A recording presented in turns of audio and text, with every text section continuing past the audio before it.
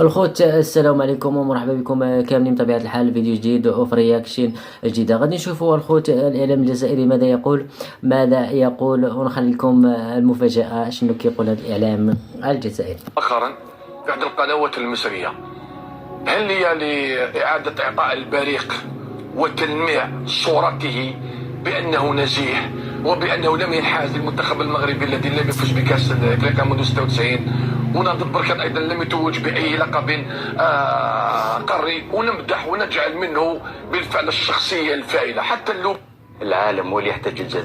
الخوت، كاملنا كنعقلوا بطبيعة الحال على كأس إفريقيا التي استضافتها الشقيقة مصر، واللي فاز بها المنتخب الجزائري. بطبيعة الحال المغاربة كان قلبا واحدا مع القلب الجزائري، والجمهور المغربي بطبيعة الحال شجع المنتخب الجزائري، وعكس اللي وقعوا هما في كأس العالم. كانوا دائما ينتظرون سقوط المغرب، دائما يتمنون إقصاء المغرب، ولكن كان كيحدث العكس. شوفوا الخوت، التفكير اللي كيفكر به الجمهور المغربي والتفكير اللي كيفكروا به هاد الناس. سمعوا شنو قالوا على فوز القجاع ومدى جاهزية المغرب لاحتضانات كأس إفريقيا وكأس العالم، وكذلك قال لك سيدي الجزائر العالم اللي كيحتاج لها ماشي كيحتاج للعالم. يعني الجزائر فاتت الولايات المتحدة الأمريكية بالقوة ديالو. الولايات المتحدة الأمريكية براسها كتسعى دائما لتحسين العلاقات مع الدول باش تزيد الدخل. اسمع شنو كيقول هذا.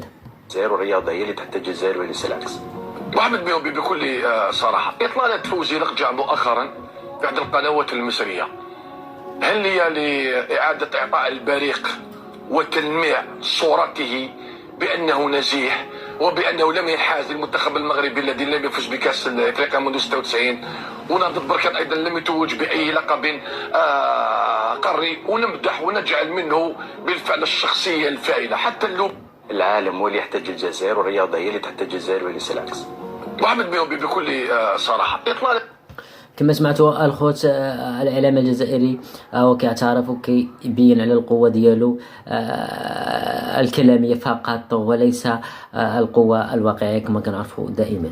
المغرب اول منتخب افريقي يحصل على البطاقه الاولى المؤهله لكاس العالم سنه 1970 في المكسيك. تصدر مجموعه الناس اللي كيقولوا الحقيقه والناس اللي كيعترفوا بالارقام والناس اللي ما كيغطيوش الحقيقه بالغربه. سمعوا الخوت. سنة 86 على الأرجنتين، على عفوا إنجلترا والبرتغال وبولندا. يعني حاجة ما حصلتش قبل كده. أصبح بعد كده أول منتخب إفريقي يصل للدور ربع النهائي، ودي حاجة استثنائية.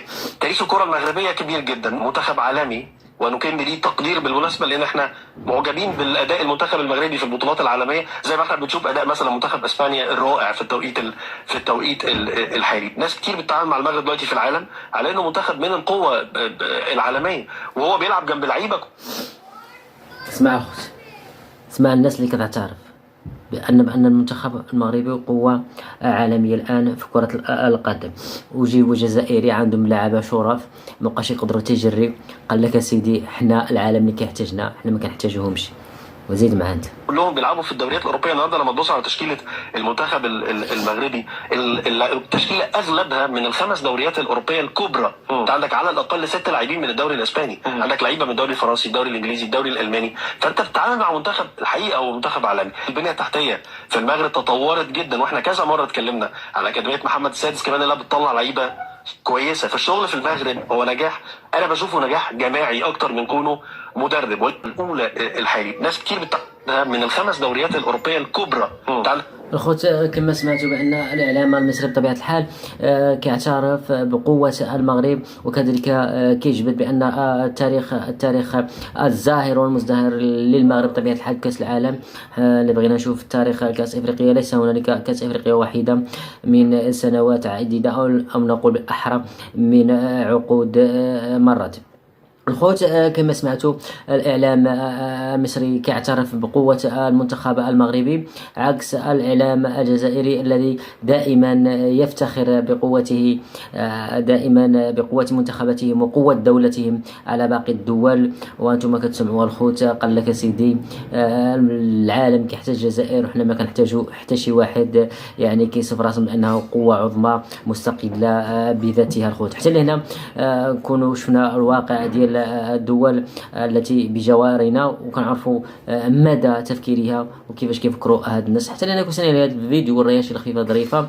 الله يهدي الجميع. كان معكم باسل ربي، السلام عليكم.